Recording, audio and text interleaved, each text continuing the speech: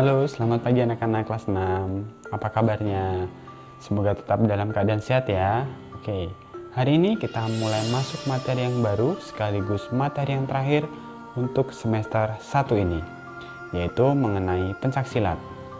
Nah, pencaksilat sendiri yang akan kita bahas hari ini mulai dari sejarah sampai ke teknik atau gerakan-gerakannya ya. Nah, untuk yang pertama kita akan mulai dari yang sejarahnya dulu. Jadi pencaksilat itu merupakan salah satu olahraga yang berasal dari Asia Tenggara. Ada di Indonesia, Brunei, terus di Singapura, Filipina, dan ada di Thailand juga. Nah, sejarah perkembangan pencaksilat itu dimulai sejak perkembangan zaman kerajaan. Kemudian pada zaman penjajahan sampai pendudukan Jepang dan yang terakhir ketika kemerdekaan. Pada tanggal 18 Mei 1948 di Surakarta terdapat beberapa pendekar yang berkumpul kemudian membentuk organisasi yang bernama Ikatan Pencaksilat Seluruh Indonesia atau yang disingkat dengan IPSSI yang diketuai oleh Mr. Wongso Negoro. Untuk berikutnya, pencaksilat ini pada tahun 1950 itu dirubah organisasinya menjadi IPSI sampai sekarang, yaitu Ikatan Pencaksilat Seluruh Indonesia.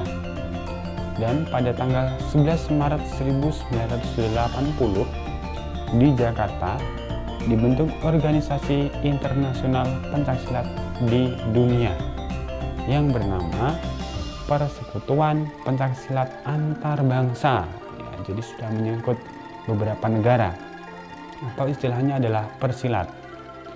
Nah, pencaksilat ini adalah seni bela diri yang berasal dari Indonesia, yaitu yang diwariskan secara turun-temurun. Nah, kita mulai masuk pengertiannya. Untuk pengertiannya, pencaksilat ini adalah olahraga seni bela diri tradisional di Indonesia dalam mempertahankan dengan kepandaian menangkis, menyerang, dan membela diri. Jadi suatu keahlian dari sebuah olahraga seni bela diri yang ada di Indonesia.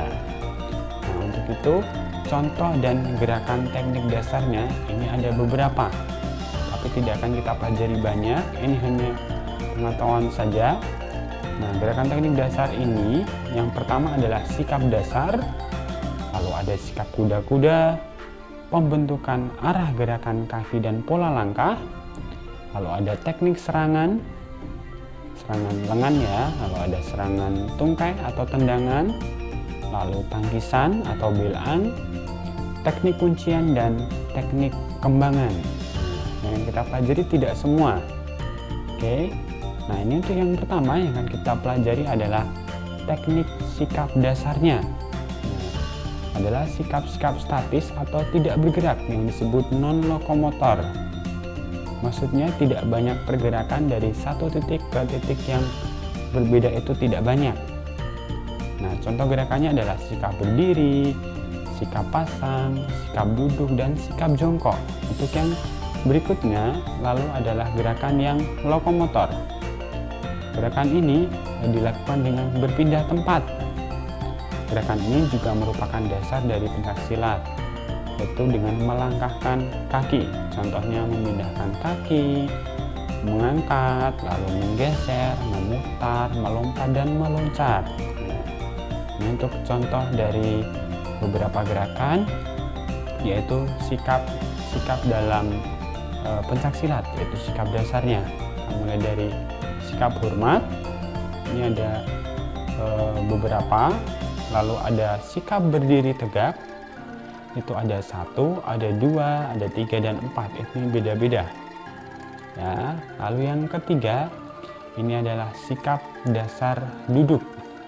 Ada bersila, ada bersimpuh, ada bersudut atau duduk, atau ada semplok ya.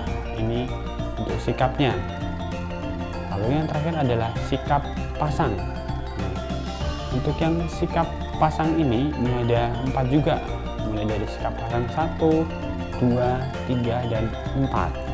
Untuk yang berikutnya, ini teknik pembentukan gerakannya atau pola langkahnya terdiri dari pembentukan arah, lalu pembentukan langkah pencaksilat, lalu langkah dan posisi pencaksilat, dan terakhir adalah pola langkah pencaksilat. Nah, untuk contoh pola langkah ini ada beberapa. Yang pertama itu yang lurus, lalu yang zigzag, kemudian segitiga, lalu ada segi 4, ada bentuknya U dan bentuknya S. Nah, untuk yang berikutnya ini adalah teknik yang serangan atau pukulan. Nah, teknik pukulan ini ada beberapa yang akan kita pelajari. Yang pertama adalah pukulan depan, tentunya pukulannya lurus ke depan, dan pukulan bandul yang arahnya kayak semacam dari bawah ke atas. Nanti akan kita coba untuk praktiknya di minggu depan. Oke.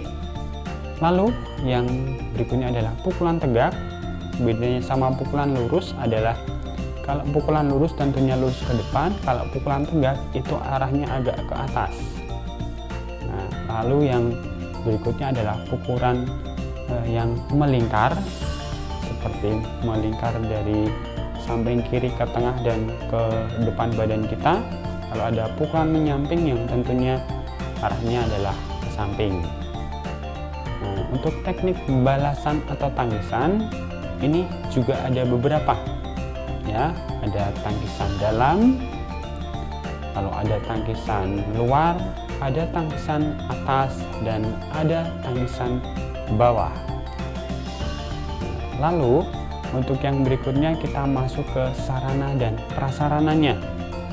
Nah, pencaksilat ini memiliki beberapa sarana dan prasarana di dalamnya, antara lain hanya pakaian. Ini harus menggunakan pakaian pencaksilat. Lalu pada dasarnya ini terdiri dari baju dan celana. Lalu ada ikat pinggang yang selalu diikatkan untuk merapikan baju dan celananya agar lebih kuat.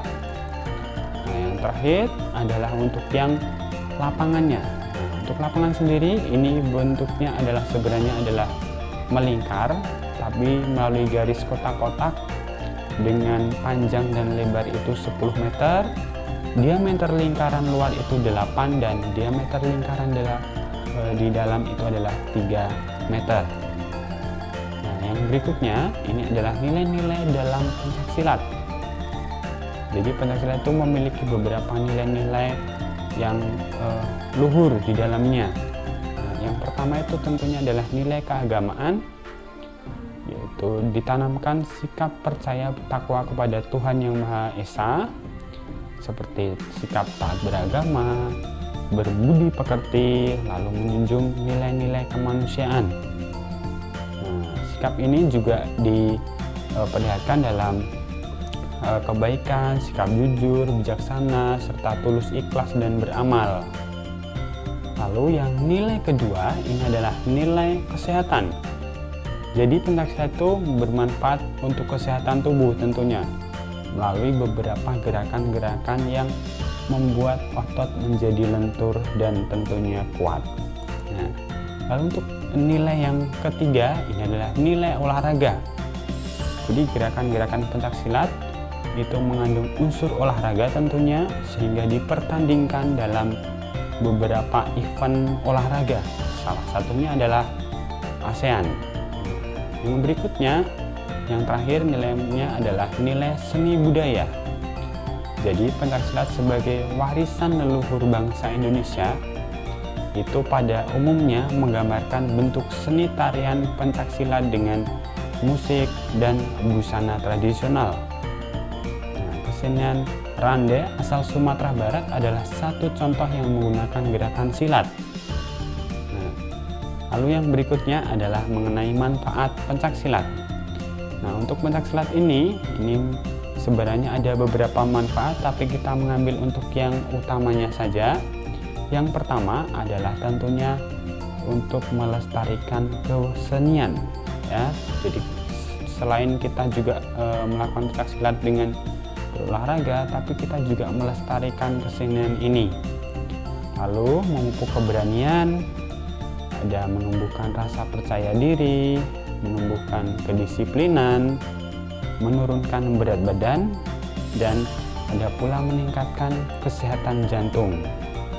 Nah, sekilas itu saja materi untuk pencaksilat di kelas 6. Semoga kalian dapat memahami sedikit yang Pak Bekti sampaikan hari ini.